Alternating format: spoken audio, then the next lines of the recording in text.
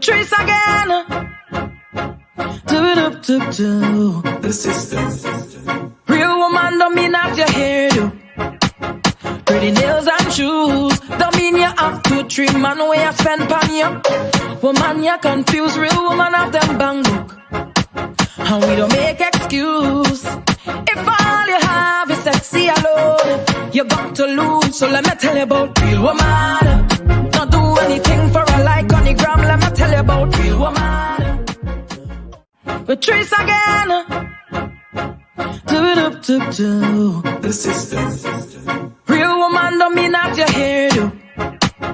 Pretty nails and shoes don't mean you have 2-3 man where you spend on you. Woman you confuse, real woman have them bang book. And we don't make excuse. If all you have is sexy alone, you got to lose. So let me tell you about real woman. Not do anything for a like on the gram. Let me tell you about real woman. Patrice again. Do. The system. Real woman don't mean have your hairdo. Pretty nails and shoes don't mean you have 2-3 man where you spend on you. Woman you confuse, real woman have them bang book. And we don't make excuse. If all you have is sexy alone, you got to lose. So let me tell you about real woman. Not do anything for a like on the gram. Let me tell you about real woman. Patrice again. Do.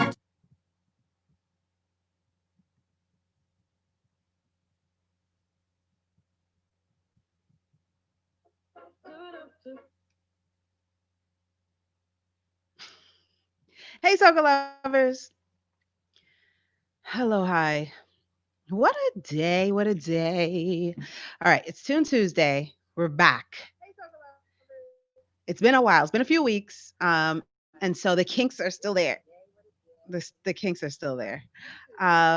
So right now, I want to get straight away.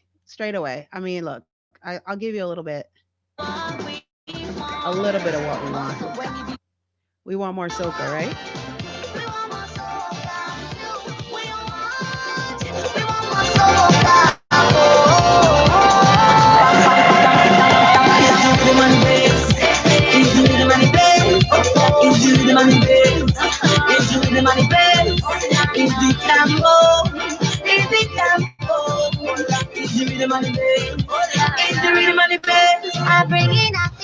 More soca. In this crazy COVID times, 2020 has just done some, so much going on. But right now it's all about voting. It's all about being active in your community.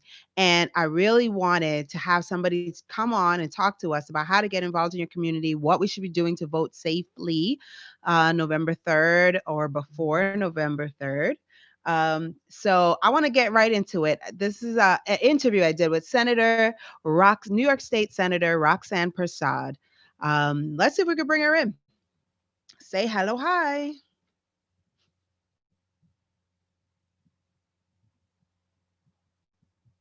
Senator Roxanne Prasad with us.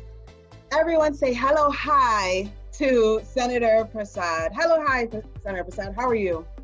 I am doing well. Thanks for having me here. Let's chat soca. Everything's soca. That's my life. Yes.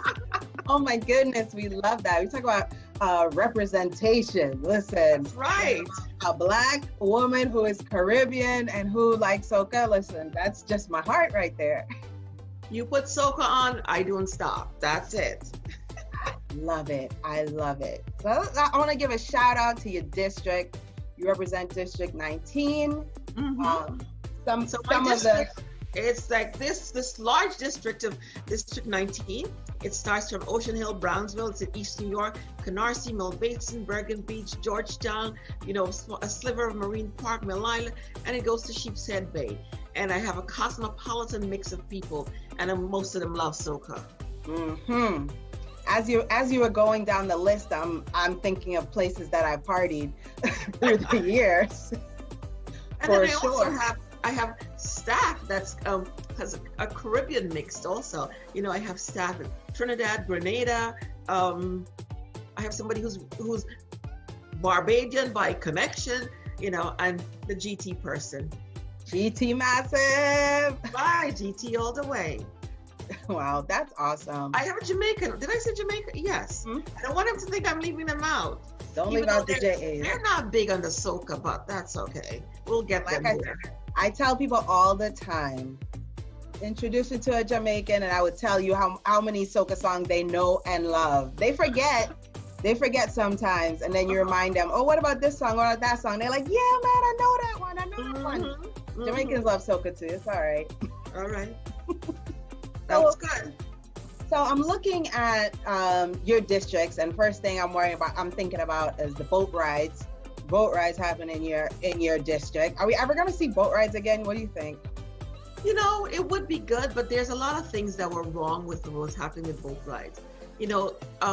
It was not representative really of the culture, what was happening. And people tend to say, oh, boat rides, those Caribbean people have boat rides, and it's all about fighting, it's drinking, and they fall down. And it's not all about that. It's about having fun. I remember going to boat rides. I hate the water. Going to boat rides and having so much fun. But then I was on one that was a Trinidadian boat ride, and the boat was listing, and I'm like, I ain't ever going back on this another boat. And so it's not that people don't like people having fun. It's just that there are certain segments of the people who are having fun who were disrespectful of the communities that they were having the fun in. And until we get people to understand that, let's have fun, but we have to be respectful of where we are, we'll always have issues. But agreed. Having fun, it's in our nature, it's in our blood. We have to have fun. You're cleaning your house, and what do you have jamming in the back? Caribbean music, right? Exactly. You don't have soft soul music playing when you're cleaning, or you're doing your laundry and all that. You gotta turn it up a little bit. Yeah. And then you're like, oops, it's too loud, and you bring it down a notch. But that's the fun we have. Be mindful, be courteous, yes, and have your fun. Exactly. Agreed. What are your thoughts about Labor Day? Did you think it should have been canceled this year? I think that was the right decision to cancel it. Some of my friends and I were talking about, oh, they're going to cancel Labor Day. And then the talk was like, oh, they'll try to do something. Then we what was happening at the time, canceling was the right decision. And we're seeing day by day what is continuing to happen. And we understand, it was the right decision they made. We're praying that next year, 2021, will bring us back, make us forget everything about 2020. It's going to be part of the calendar year, but when you look back, it's like 2020, who? Yeah. And then I'm looking forward to the artists coming back bigger and better, making us, and putting us in that spirit that we forget all of the depression that we were going through in 2020. That's what I'm looking for. I'm looking for Patrice coming, like, Patrice again, coming again. I'm looking for Alison Hines to come back and jamming with us. I'm looking for Nadia to come back, and this year she has Fat. Last year, was like, my sister's birthday party, my sister's 50th birthday party, her song that she walked into was "So Long I Ain't See Ya." Think of the madness that was happening there when she was doing that. Everybody's jumping up because a lot of people there, she didn't see them. And when she heard that song, she wanted to use that song. That's what's in our house, So I'm looking for more of Fat, Nadia, those kinds of things. Patrice, Patrice again. That's what I'm looking for. Patrice, come back to New York, please. Patrice again. Patrice again. Yes. But in a good way. It's like not, it's like Patrice again. No, Patrice again. That's what I'm looking for. The positive. Yes, of course. Yes. So before you were even senator, you were a community leader. You were engaged in community boards. Tell us about the importance of engaging in your community as a citizen. I think people have to understand that engaging in your community starts when you're a child. You can't just wait until you're an adult and says, I want to be part of it. People walk around and be like, oh, how did you become senator? When did you become involved? I'm like, it's always involved, always. No matter what I was doing, I was always, that community component was always part of my life. as a little kid, I had an aunt who was involved in everything. And my mother would say, oh, I'm not her child because I wanted to do everything my aunt did. I wanted to emulate her. And when I was a little kid, you become a brownie and you take that oath and say, I promise that I will do my best to do my duty. And it's like, it stays with you. And you're growing up and you're becoming part of everything. And that motto stays with you because you're always trying to give your best. So wherever you're going, you want to make sure you're leaving it better than when you came in. And that was instilled in me. And so always, whether it's in the job that I have, or, becoming the assembly member and then a senator, that was not my intention. I was always part of the political party, doing the things in the background, helping and doing it with the candidates. But I was like, government, you want to become rich, you can't work for government. Let me tell you, right? So I was doing well. Then when opportunity knocks on our doors, especially as people of color, especially as immigrants, those opportunities don't come our way often. And so when it comes our way, we have to say, okay, I'm going to take one for the team, because you know what? They're going to pass us over. They're not going to come back and say, well, the last time you said you didn't want to do this. How about now? Right. They're like, she's not interested in moving forward. They're not coming back. So it's all about being involved in the community. Whether it's the community board, people don't understand the importance of community boards. Attending those meetings, knowing what is going on in your community. The amount of people who will say, community board, oh, I don't go to that meeting. I'm so busy. I would tell people, just find one person to go and you rotate, and then they share the information with everyone. Your precinct council meetings, the same thing. You don't have to attend every single one, but you have to be engaged with them. All your civic meetings, it's all about being engaged so that you understand what is best for your community. That's what being involved in community means. And that helps you to move ahead. Because people start to realize that you're serious. And and when you question people, especially a woman questioning the establishment, and they'll look at you like, what are you talking about? And then they start to respect you because they understand that you're serious, you mean business, and that's what it's about. It's about understanding what your community needs, being involved in it, and showing people that you mean business. That's really just that key about tag teaming when you can't go to a meeting and sharing information with each other. That's genius. Have your own small little community that's working in a larger community, and you guys can get things done. Yeah. So tonight there's the 69th precinct community council meeting is happening tonight. Like, why is that something people should go to?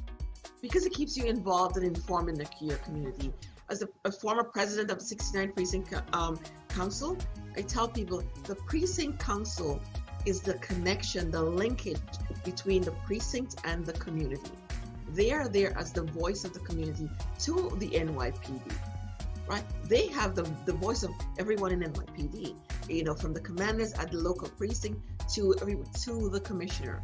And so if issues within your community, you bring it to the precinct council, and that's when you get answers. Because when it's brought up there, it has to be addressed.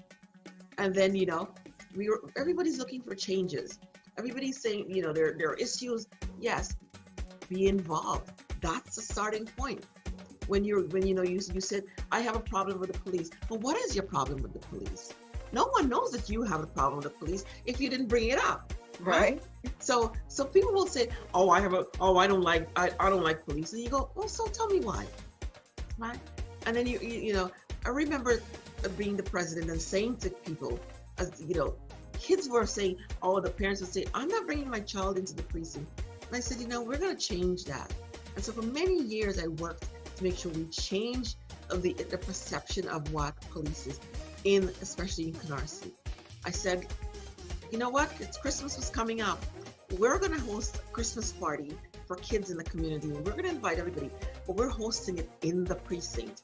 Wow. Downstairs, we transformed the area downstairs, and the officers are going to be Santa, the elves and everything, and they're going to be helping the kids. And the youth explorers, they're going to be our assistants also. When the kids are coming with the parents, no parents, you're not coming down to select the toy for your child. We're taking the child down. The explorers are going to take the child down and step back and say, okay, Johnny, okay, Susie, these are the toys. You select your toy. And they come back up. The child comes back up the stair the other way. The parent is waiting. Santa's there. Santa's a police officer. Kids love Santa, right? And so they sat with Santa, and then the parents got wild. Oh my God, let me take a picture.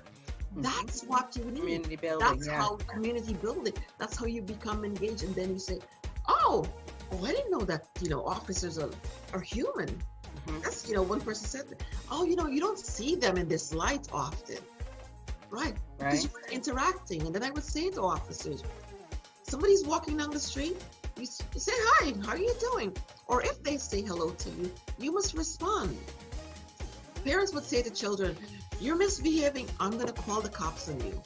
Or you see that police officer, I'm going to make sure he locks you up because you're misbehaving. That's the wrong message you are sending to our children. But then we turn around and say, oh my God, we're criminalizing our children. But we've said that to them. Right. We've said, Johnny, you're misbehaving. I'm going to have Officer Bobby over there lock you up.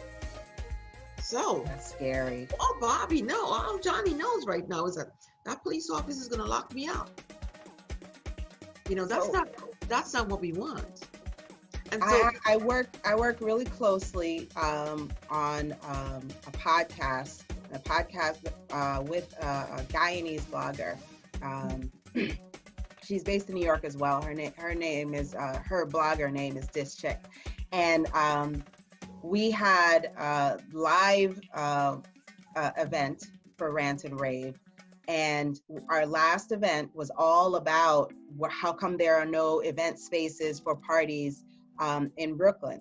And we actually had promoters, vetgoers on our panel, and we had a police officer come and tell us how important it is to go to those meetings, how important it is to have a relationship with the police in order so that you can say, okay, I'm going to have this kind of event.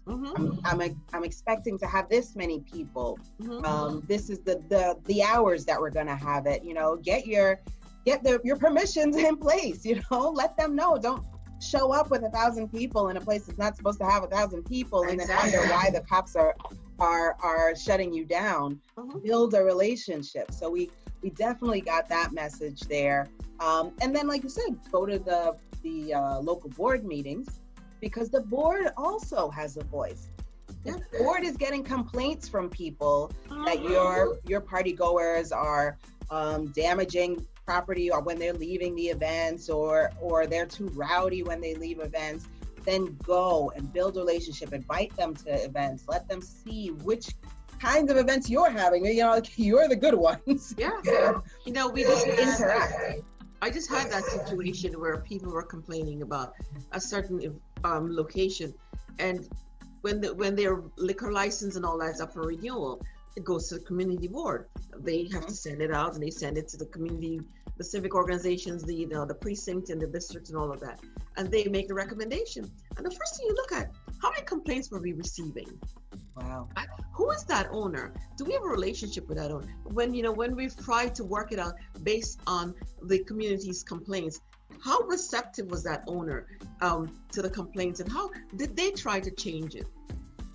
And if the answers to all of that are no, I'm going to say to them, I can't recommend that. The precinct is going to say, I can't recommend a liquor license. For a party establishment, for you to survive, you need your liquor license, right?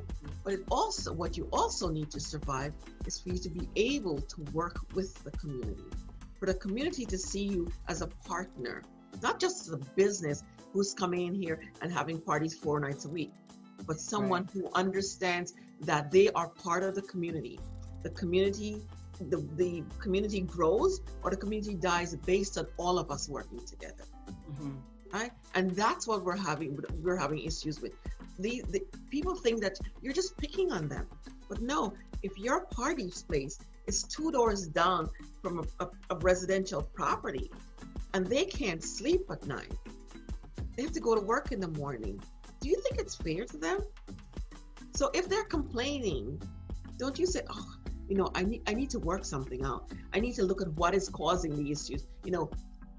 When people are going out in the back and they're going and urinating on someone's lawn, or leaving the drinks bottles on someone's lawn, that's my responsibility as the business owner, right? Right. So if the neighbors are complaining about that, it's my responsibility to respond and to ensure them to make sure they understand that, I'm on top of this. This is not going to happen again. I apologize. Let's work something out. But too often people say, oh, they're just picking on me because I'm Caribbean. That's not it. Right. That's not it. It's like last night, a Caribbean person comes in my community drive. This is 10 o'clock. And he starts to blast some Jamaican music, right? And I'm like, who is out there? So I thought my nephew-in-law had come into the backyard, and so I called down. He's like, oh, I'm not home. So my niece says, oh, it's this guy who goes next door, and he does that often.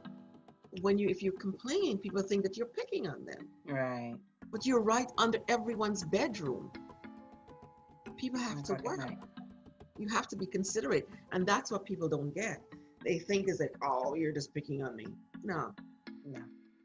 So you're heavily involved in the community. You're involved with conversations with the police. What is your stance on defund the police? I ask people, what does defund the police mean? What does that mean? You can't defund police.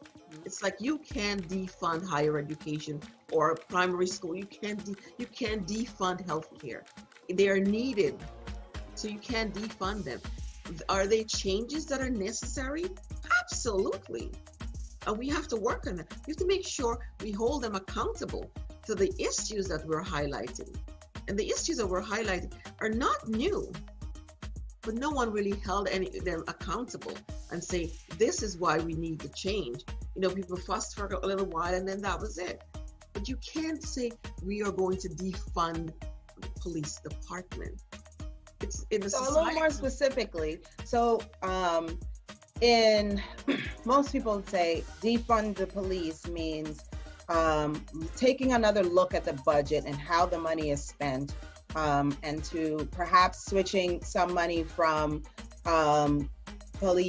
policing to social services. Because maybe there's a lot of times where you're calling the police where you should be calling a mental health worker, you should be calling a medical worker, and maybe the funds should be distributed differently.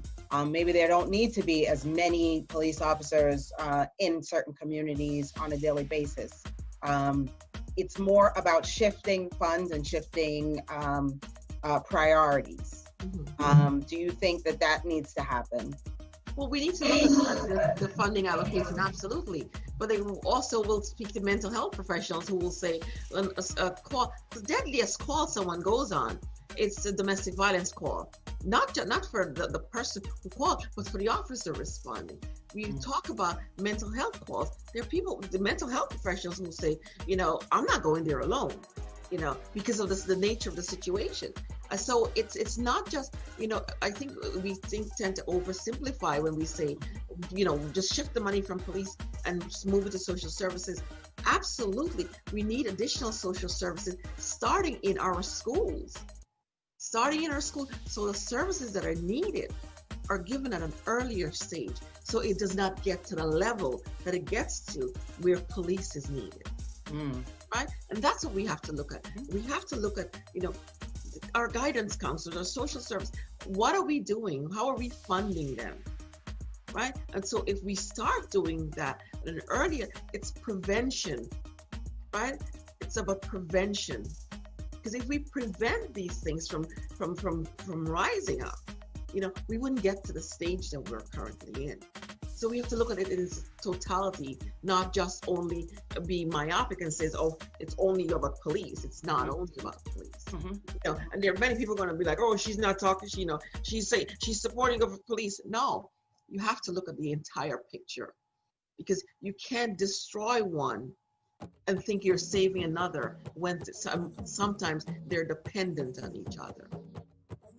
That makes sense. I appreciate the step back and looking at all the angles instead of running to one because it isn't a quick answer. It really isn't. It's a hard I believe it's a hard stance to really join, because you don't really know what people are talking about when they say defund the police. There are some people who will literally mean, yeah, that's right, shut it down, take the money away. There's some people who said that to me. Oh, you don't need police. The society we live in, we need law and order. Mm-hmm. There is no society that can say, there's no utopian society, you know, absolutely not need law and order. You have to. And then, you know, and then when crime, it was interesting because people were screaming at me, oh, you're supportive of police and you know, defund the police, and I'm like, what does that mean? And then they're like, we don't need as many police officers. By the way, in our communities, the perception is that we're over policed. But when you look at the numbers, the number of police officers in our communities is far less than in other affluent communities. So the numbers are different. And so they said, oh, you know, don't bring the police. And then there was an incident. The same people who said to me, you know, there are too many police, you can't have police, were calling me like, what are you doing? You need to get the police. The police needs to be able to handle this. And I'm like, but you said to me you don't want the police. What are you trying to tell me now? You know, every time I said, let's talk about it, they're like, oh no, we don't want police. But now you're saying we have to have police. I was like, okay, let's have that conversation. Let's have that conversation. I think if people we're a society right now where people are now willing to really come and have conversations and say, let's hash it out. Let's hear your side, let's hear my side, let's hear the other side, and let's see what is the compromise we have to come to, right? Because you're not going to get every single thing that you want. I'm not going to get every single thing that we want, right? The other side is not going to get every single thing that they want. But what we have to do is to understand we have to coexist. We have to work on coming together for in the best interest of the communities in which we serve. That's what we have to do. Yeah. So another major community issue is going back to school or doing remote schooling. Now, I have a son, I call him the Soca Monster, and we're doing remote, 100% remote schooling. His school is doing hybrid. We could have chosen to do go to school for some of the day and come home for some of the day. The school has already been shut down once due to COVID. I wouldn't say outbreak, but just some people getting sick. What are we supposed to do here? Is it safe to go back? I mean, people are there already. Do you think this is going to work out for us? You know what? If we are following all guidelines, and then that's what's the problem is, not everybody's following the guideline. It's a personal choice everyone has to make. What are you comfortable with? You know, the city, the state, we're doing everything possible to ensure everyone's safety, right? But if in your gut you say, I don't feel comfortable with something, it's just like anything in life. Don't do it. You know, I'm not going to force. I have nieces and nephews who are in school. You know, they're knock on wood, they've been back in school 2 months, and knock on wood again, nothing. And then there's a couple who are hybrid. My nephew's school out in New Jersey, the kid came down ill. They said, you know, they were doing hybrid. But it's if you feel comfortable, follow what your gut instinct tells you. If you look at every school has to show their plan, and they have to publish their plan. If you look at the plan and you've asked all the questions you're asking, we hosted town halls to get people the information with the superintendents that I have, the Department of Education, everyone, the psychologists, the sociologists, every single person. You're trying to bring as many people so that parents can ask the question. If after all of those questions are answered, you are still not comfortable, don't send your child to school. It's up to you. No one can force you, no one should force you. You absolutely have to do it, right? Again, it's your choice. That's what they say to you, sign up. But you decide, you select your choice. I have kids and parents who are saying, but I want the child to go back to school. And the child's like, I want to go back. But the mom Well, is like, I mean, well, some of it is just practicality. Right. I mean, people have to go to work. Mhm. They can't do remote, right? People who have I'm looking for illnesses that, or they have older Underlying- people in the underlying homes, illness, yeah. right? They can't go. They don't want their kids going because they don't want them exposed and bringing something And back bringing home something. because they're higher risk. Right. So it's a lot of factors. I mean, New York City has said it's ready and they're open, and there's a lot of people that have posted, the schools really aren't ready. They're not clean enough. They don't have enough ventilation. It's not that great. But at some point we have to weigh and figure out, how do we survive? How do we feed our kids and keep them alive? Yeah, you have to balance it. We've seen that the city, the state, as I said, across the state, we've been doing everything possible. There are just checks and balances. If the city's not doing something right, the governor has no qualms in calling them on it, and that's what we're doing.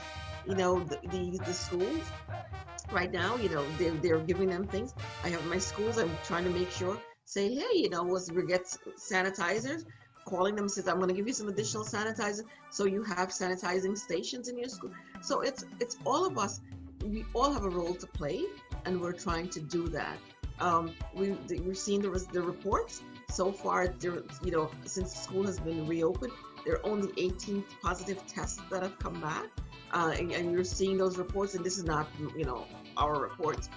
This is what's coming back based on the health department, the schools, and all. And I speak with my superintendents, I speak with principals and all of that, and it's a mixed bag. It depends on who you're speaking with. Mm-hmm. But it's like everything. If I don't like something, no matter what you do, I'm not gonna like it. Right. Right? You're gonna try to change my mind and be like, I still don't like it. You're gonna give me every single thing that I've asked for, but I'm like, I still don't like it. So it's human nature, and we just have to work with it and see, because there'll come a time that we all have to go back, and what do we do? So we have to make sure we're working out everything and making sure that all safety precautions are in place, and all knock on wood, after the pandemic is declared over, life as we know it will still not go back to pre-March 2020. Right. Yesterday we were somewhere. Yesterday we're somewhere. I said to my sister, like, after this pandemic is over, that's one thing that we should keep. The server, with the mask on. I said, that's what, because they're serving it for, I said, that's a good thing to keep. Talking over your food. So it's exactly. That's what she said. She's like, they love to talk over your food. Like, yeah, but you have to look at some of the things. And people talk about, sanitizer. I've always been a person, always have sanitizer in every pocketbook and in the car, whatever. And wet wipes. They used to make fun of me because my car bag with wet wipes, this, that, because you're always cleaning. I walk around, I'm always spraying, and even nights I would spray those phones, go around the office, spray everybody's phone lights. So it's always been something that I've done. So this is not, and so we have to make sure people continue to do this post-COVID. I'm looking at some of the committees you're on. You're the chair of social services. Yep. A couple of ones that I'm very interested in, that you're a member of the banks committee. Commerce and economic development and small business. That's near and dear to my heart. So in my day job, I work with minority-owned businesses and women-owned businesses to get them opportunities on construction contracts. So one of our Rant and Rave live events was also talking about supporting Caribbean-owned businesses in Brooklyn. And we have carried that sense of community and building small businesses into the podcast as well. this time is crazy on all fronts. Staying home also meant a lot of businesses were shut down for a good period of time. Yeah.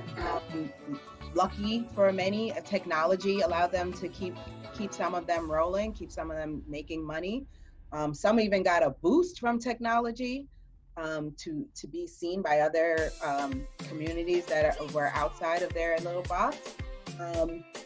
Anything that you want to say to small business owners, especially in this time, about what they should be doing or what kind of resources the government has? You know, the chair of the, not started with the chair, the Brooklyn Chamber of Commerce, we've been going around talking to small businesses across my district, and they're trying their hardest to work with the small businesses, because you know, small businesses are like the economic engine of communities. People don't actually realize that. They think, oh, the big box stores, that's down, you know. But the small businesses, and they're hurting. And so we're trying as much as possible, you know, to assist them in completing paperwork, applying for, you know, a lot of them, you know, they were unsure about the PPE, the PPPs and all of these kinds of things. And so the Chamber of Commerce has been going around working with them. And then we have been sending, as they reach out to my office, and, you know, sending their information to the chamber, or sending it to, you know, for example, Senator Comrie and Senator Sanders shares banks, and so we're trying to get as much information as possible. We've hosted roundtable discussions, inviting small businesses, inviting MWBEs to come in and tell us their issues and see what is it we need to change. You know, the funding stream, we know it's not there when it comes to government contracts, and how tough it is for MWBEs to tap into that. And so, you know, it's a complex issue that we're trying to, because we want to increase that threshold of minority businesses who are qualifying, you know. Right. And so we're looking at, there are a number of things that the state is looking at, and we want to make sure that we're in parity with the city, what the city is doing. Somebody said to us, you know, there's always this talk that the minority of women business is not really that. There's somebody is behind it, just applying to, you know. Yeah. And we're trying to make sure that when we say MWBE, you know, that it's really an MWBE, and especially for me, especially the W in the MWBEs, that we're really making sure that they're surviving, and that they are being given the opportunities like they've never been given before. You know, I spoke to someone at Revney last week, I think it was, and you know, they were showing me, oh, you know, we're trying, and here are the, you know, the faces that we're trying to pull in, and because you've never seen these, you know, so many people of color. Like, yeah, but we have to give them the opportunity. We have to give them the opportunity. You know, they tend to start small, and they're leery of banks, they're leery of this, they're leery of that. We have to guide them. We have to say to them and encourage them, yeah, to become part of the chamber, become part of, you know, the places that will allow them to tap into the resources that will help them to grow their business and to provide the necessary resources that they need. Yeah. That's huge. If you're not a member of the Brooklyn Chamber of Commerce, please do so.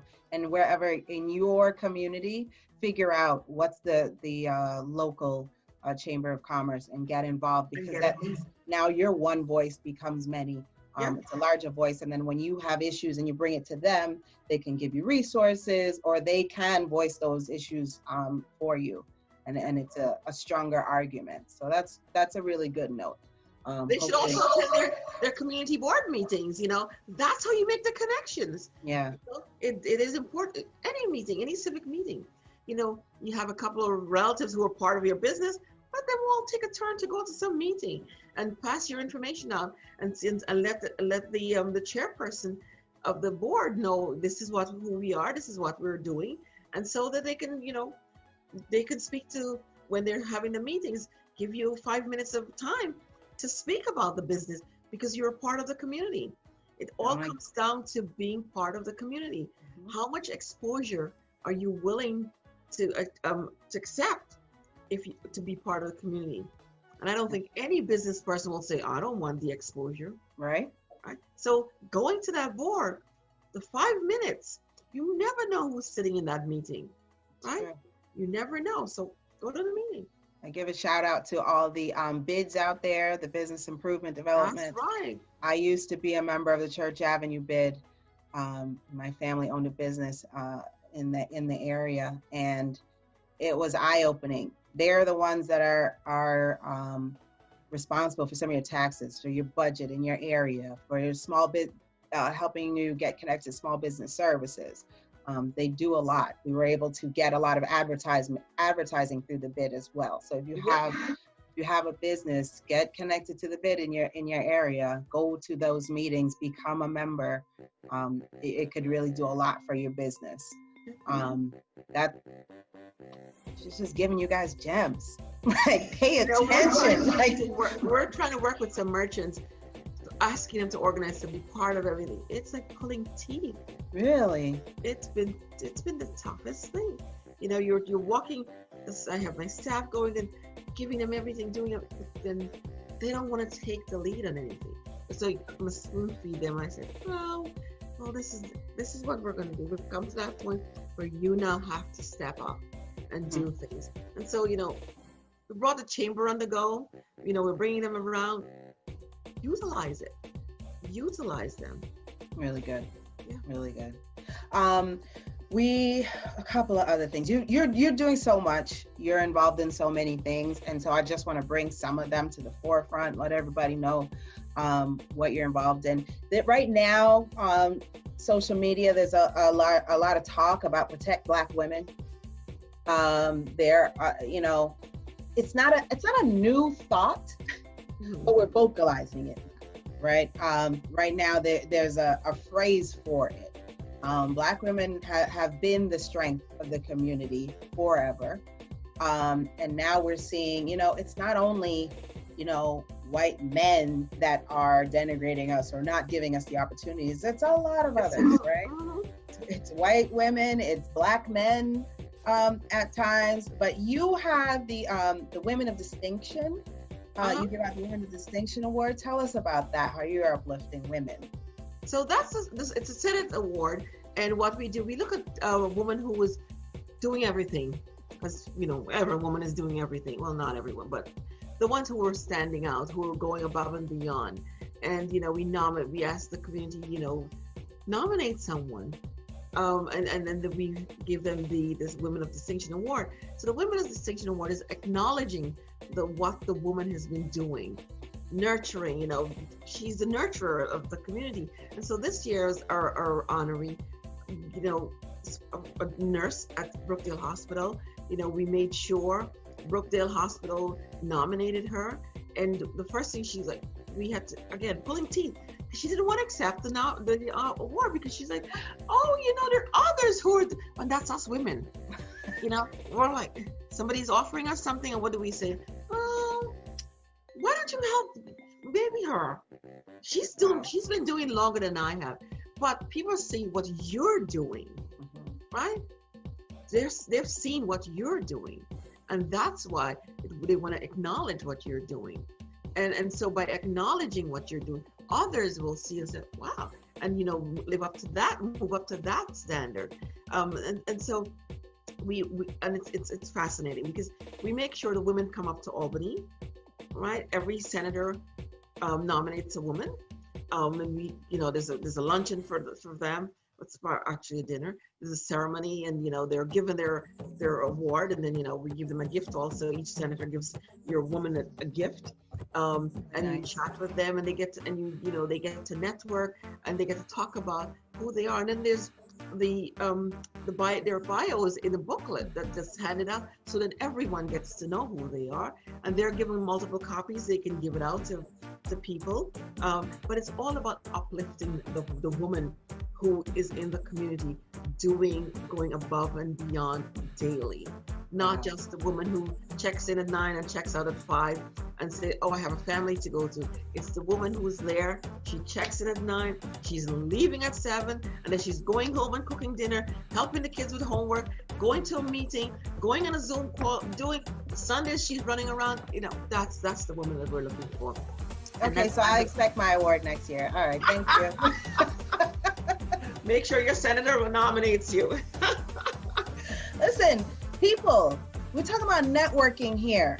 Talk to your senator and let your senator know, listen, this person is doing great things in our community and she needs to be lifted up. Listen, that's good for your resume. That's good for networking. Like, don't miss out on these things. That's awesome. I'm always about trying to show people the appreciation during this COVID times. All of the nursing homes and all of that. You heard of what was going on with nursing homes and group homes, and I reached out to all of them and said, you know what, give me the names of your workers who are there working every day, going above and beyond. And then I said, I'm going to create a certificate and give every person and a letter. So I had this letter, and I sat here and signed, let me tell you, hundreds and hundreds of letters. I'm signing personal. I was, oh my gosh. That must have meant a lot to them. Yeah, and it's funny. Yesterday, I got, and we gave them the certificate and everything. And yesterday, I got this really nice thank you letter from one of the nurses who got it. And she said, I try my best to do always the best for the people who I'm working with. I take care of them. And she went on, and she's like, it's not about getting this, it's about letting you understand that I really try my best. Oh. I was like, thank you. You touched her. Yeah. But that's what it's about. We are 1 week away from the election of ever. The election. I mean, like, we're in New York. Voting started this weekend on the 24th. So everybody, today, go and vote. That's Today, right. tomorrow, the next day, all the way to the 3rd, you go out there and vote. So we are not going to have Tune Tuesday on November 3rd because I will be a poll worker. I have volunteered. I have signed up because I was very nervous that the older people in my community who are usually manning the polling stations would not be available. And so I am going to work. Yeah. And I honestly, I didn't think they were going to need me. I thought they were going to just take my information and say, okay, maybe next time, maybe for some other election, but they need me. So we're not going to have a show November 3rd. But that means that everyone should be doing their part, going out and vote. But I want to, you're up for election. Every assembly member, Congress, we're all in re-election, yes. That's what I want to talk about. Everybody's talking about Trump and Biden. But I don't want people to walk into the voting booth and say, wait, what are all these other names? Who are all these other people, right? So, what should people be doing to make sure that they know who's all going to be on the ballot? We've been sending information out. We've been putting it on social media also. If you want to see your ballot, what your actual ballot looks like before you go to the poll, you just go to vote.nyc and you put in your information, you get a sample ballot, and you'll see who's on your ballot. People don't utilize that often enough. So and they get to the poll and they go, it's funny, I'll get text or calls, they'll let a poll text me, I don't remember who was this person. But you can see a sample ballot before you go to the poll. Go to vote.nyc and it will show you. It will show you all the party lines, all who's on there, and you do it. Voting started on last Saturday, as you said, and the lines have been long. But you know what? People are committed to being on that line. Sunday, the same thing. Monday, the same thing. Monday morning, I voted because I wanted to go on the day where people were actually coming out to vote and then heading to work. I wanted to see how people were coming out. So we got there for 5:30. The polling site is opening at 7 o'clock. And at 5:45, the line was already a block long. But a block long of people standing there, but their friends and relatives either sitting in the car, or they're just holding a spot for them. Mhm. And so I saw, and it was raining. People with their umbrellas, you have the hood on your head. No one is complaining. People brought their lawn chairs and they're sitting there. The older folks are bringing their push chairs and they're sitting on it. No one is complaining. I think everyone has finally realized, well, not everyone, but the majority of people are realizing the importance of voting. Mhm. On Sunday, this woman, Guyanese woman, she was just naturalized, and this is the first presidential election she's voting in. Wow. I was so excited that she voted. Right? So on my Facebook page, I posted a picture of her showing, here she is, excited about voting. There are people who are here forever. And they're like, oh, I don't vote. What does that mean? Not voting is not an option. You know, when you say, I am not voting, it's just like the census. When you say, I'm not completing the census, you say, no, I'm not voting. It means you're okay with what is happening. You're okay with not receiving resources for communities. Your schools are not getting, your healthcare system you're not getting. You're okay with being not able to select a doctor because you know you don't have healthcare. You know, and the list goes on and on and on. Mhm. You're okay with someone telling you go back to a country you come from. You're okay with someone taking away a child from a parent who was coming here to make a better life. You're okay with all of these things, but you fail to realize this. I'm speaking now to my Caribbean community because they're the ones saying this. I don't vote.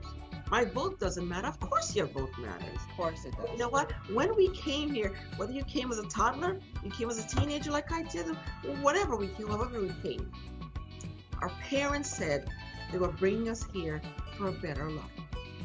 Exactly. And to achieve that better life for what what it is, you have to participate in something called voting. Because it enables us to get the things we came for, right? Who's controlling at the top determines what we get. Yeah. So if you are comfortable sitting back and saying, well, I'm satisfied with what I got, and what you're getting is next to nothing, then you have a problem. This is not the place for you.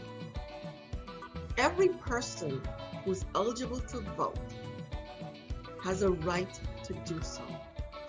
You have a responsibility to do so. And that's not asking you to vote for me. That's not what this is about.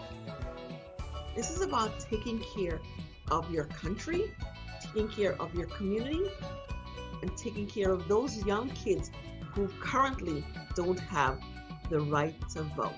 You have to look out for them. When you didn't complete the census, you did not look out for those children, and you're keeping them from having resources for 10 years. When you decide that you're not going to vote, that decision may be determining what we get or don't get for the next 4 years. Yeah. That's why it's important. That's why the lines are long. People are committed. The older people.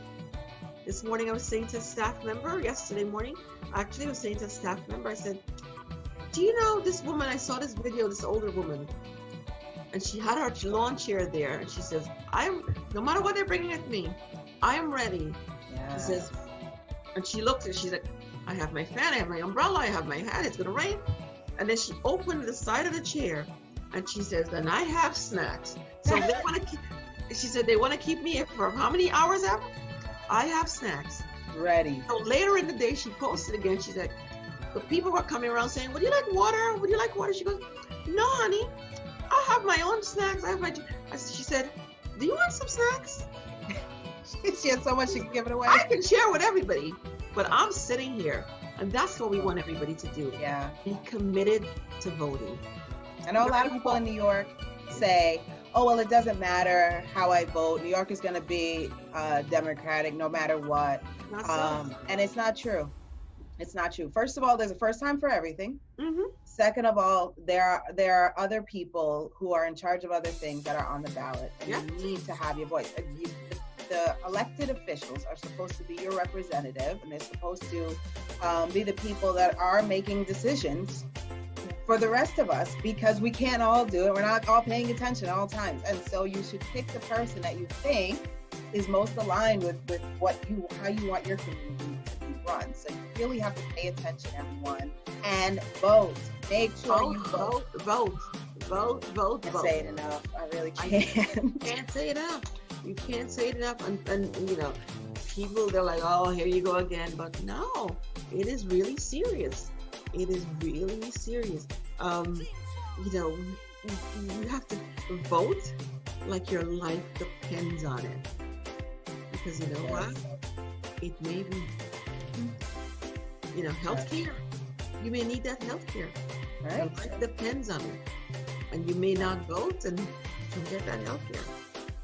Where should people go? Where should people go to find out more information about you?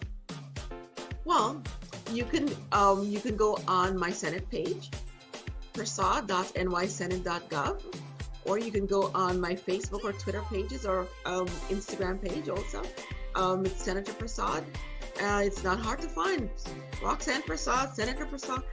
If you go on our Senate page, it links you to the others. So you just click on the others and you can go to, you know, Facebook, Twitter, Instagram, whatever. You just go on there. The YouTube channel, where the Senate has a YouTube channel, and it's segmented so you can find information. So it's public information. You know, for us, our information is public. You know, we've lost our privacy once we became elected, which is a really horrible thing, because people really don't think that you need any privacy. You have a private life. We do need it, and you have to sometimes remind people we're human also. We're, you know, people just like you. So you have to work with us. But the information is just out there. I encourage people to go and then sign up for our weekly e-newsletter. And so you see everything that we're doing across the district. And you hear me say we, because it's my staff and I. You know, when I'm in Albany, the staff is here in the city. They have to make sure they're taking care of, making sure the agenda that I've set forth, that they're following that, making sure that they're my voice, my eyes and my ears across the district, and to ensure that the constituents that we serve understand that we're here for them. That's what it's about. Well, we talked a lot about politics and community, and we got to talk a little bit about soca before I let you go. Okay. Who's your favorite artist? Well, or some that you like, because I know favorite is hard sometimes. Yeah, favorite is hard. It's like, you know, you'll find a song that you like, and I'm like, oh my God, this is good. So as I said, Trees, Nadia. I was a big Alton Hines fan. Denise Plummer, Baron, Sugar Alice. You name them. You know. Yes. Baron, the guy with the sweetest soca voice, the sweetest voice. You know, those people. You know, I like some Sparrow, like some of the older music, because you know, on the weekend we're doing stuff, and I'm driving around. I'll put on a playlist of some old soca, some old calypso, because they're the really good ones. Yes. And you still can't. You know, the other day I was playing that song. You know, in Miami. Yeah. No matter how old that song is, you put it on. Let me tell you, you're moving to that song. You know, so scrunter, some old scrunter music, you know, you're putting them on and you're like, oh my gosh, really? And then, you know, sometimes you'll put on a YouTube channel and somebody says, who's listening to this in 2020? And it's a song from 25 years ago. Yeah, but because it's good music. Good. It's good music. You know, some Marshall, you know, but it depends. But let me tell you, if you put on Nadia Batson, Fat, or So Long I Didn't See You, or Patrice, you know, Patrice has that song that with what's one of the old guys? Oh geez, and I can see him because he is in his three-piece outfit, his hat, and his pot belly, and trying to wind up on Patrice. and it's a good song, you know. Yeah, like, yeah. You know, really. Okay, all right, sir. So, listen, you have to have fun. Yeah. You have to have fun. People will tell you I'm a serious person. I'm like, yeah. My relatives will tell you. And when I'm not in the public side, I'm the most serious person. I'm just like, stay in my corner. Like, forget it. I'm a real introvert when I'm by myself. That's it. And then with family, they all know that. But I can go out there. You put on some soca or calypso music. You put on some shadow. You jump up and down bass line. You know. So it's there. You have to sometimes. It helps you to relax. Yes. It helps you to relax, and Soca's that's good what for the it's soul. soca, soca, soca. So you put on Patrice, and you'll see. That's it. Excellent. Thank you so much for joining How about us. you? Good luck in the elections. Thank you. Everybody go Google, go to the Senate page, look up Senator Prasad, and get involved in your community, everyone. Get involved from the small stuff that you're complaining about to the big stuff. There's somebody who's willing to listen and someone that can make a change. So get involved, and that's how the changes work. Like Senator Prasad said, nobody knows you have a problem until you tell us you have a problem. Exactly. I used to have this sign on my door, and I have one at home. It says, "Change is inevitable. The struggle is optional." Right? Mm, You have to change. But if you don't tell us there's an issue, we'll just continue going. And so we'll continue to struggle. right. So the struggle is optional. If you tell us what the issue is, there's no struggle, because we'll work with you on that, right? If you don't tell us what the issue is, the struggle continues. And then you're going to walk around hating your elected officials. And then what you're going to say to your friends, they don't do anything. And you say, well, what didn't I do that you asked me to do? Let's talk. Let's be real. What didn't I do that you asked me to do? As promised, everyone,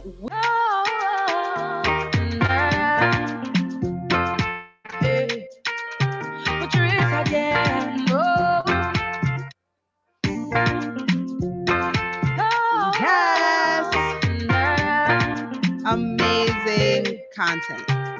Love it. That was good. But talking about your girl, Patrice.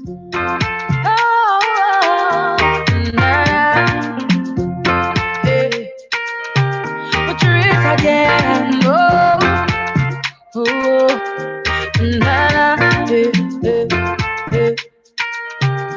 All of my property, all of my money, it not mean anything if I don't have you. Cause you are my everything, and I'm gonna do anything. Go put that on everything, for you. If I give you all my love, and would you treasure? Would you cherish it and never let me go? Cause you're not gonna find someone to love you better. If I want to, never certain I want you. Make I go love you, make I go love you, tender. Music for Patrice Roberts. Yes, get familiar with this one, Senator Prasad. This is new music. This is called Tender. Make I go love you, 2020, tender. especially 2021. Right? My love, the eternal. Artists are putting out new songs all the time. But one song that was definitely mentioned in this interview, one more, just one more before we go.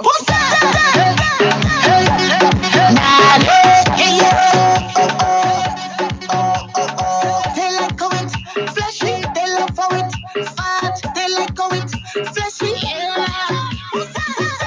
I look in, fat, me pocket, fat, when I push it, fat. Tell me again, I look in, fat, me pocket, fat, when I push it, fat. Yeah.